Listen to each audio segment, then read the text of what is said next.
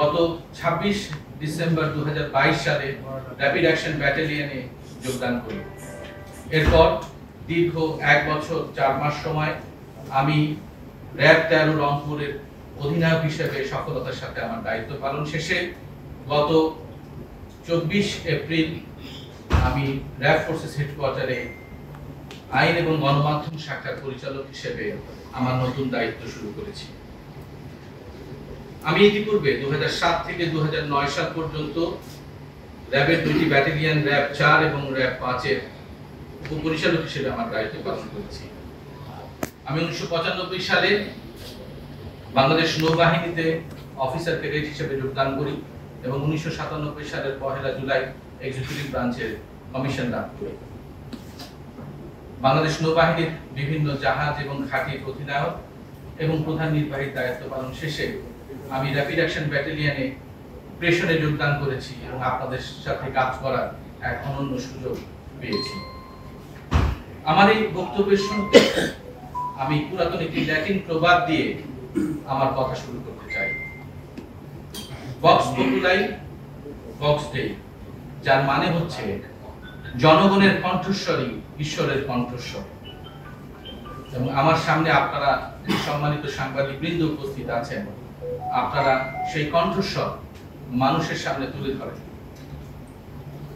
এই মহৎ পেশার জন্য আপনারা তাই সমাজের দর্পণ, আয়না, প্রতিবিম্ব। স্বাধীন গণমাধ্যম হচ্ছে প্রত্যেকটি গণতান্ত্রিক রাষ্ট্রের চতুর্থ স্তম্ভ বলে চিহ্নিত করা হয়। আপনারা আপনাদের পেশাদারিত্ব দিয়ে আমাদের সবসময় পাশে ছিলেন।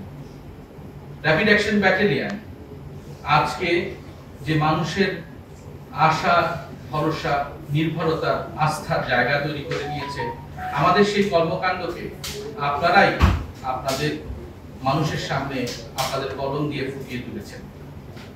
আমরা এই জন্য আপনাদের কাছে কৃতজ্ঞ।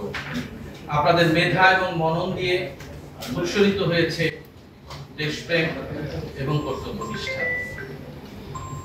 বাংলাদেশ আমার অহংকার, এই মূল নীতি নিয়ে আমরা কাজ করি। আমাদের যে মূল চালিকা শক্তি, সেই চালিকা শক্তির পিছনেও রয়েছে এই অকৃত্রিম দেশপ্রেম।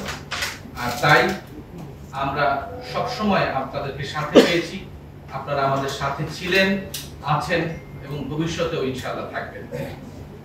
প্রিয় সাংবাদিকবৃন্দ, আপনারা জঙ্গি, মাদক, হত্যা, ধর্ষণ, কিশোর গ্যাং, চাঁদাবাজি ইত্যাদি নানা তথ্য উদ্ঘাটন করে থাকেন। একই সাথে আপনারা বিভিন্ন সিন্ডিকেটের খবর দেন, আপনারা চোরাচালানকারীদের খবর আমাদের সামনে তুলে ধরেন, আপনারা সীমান্তের খবর আমাদের সামনে এবং ভোক্তা অধিকারের কথা আপনারা আমাদেরকে বলেন।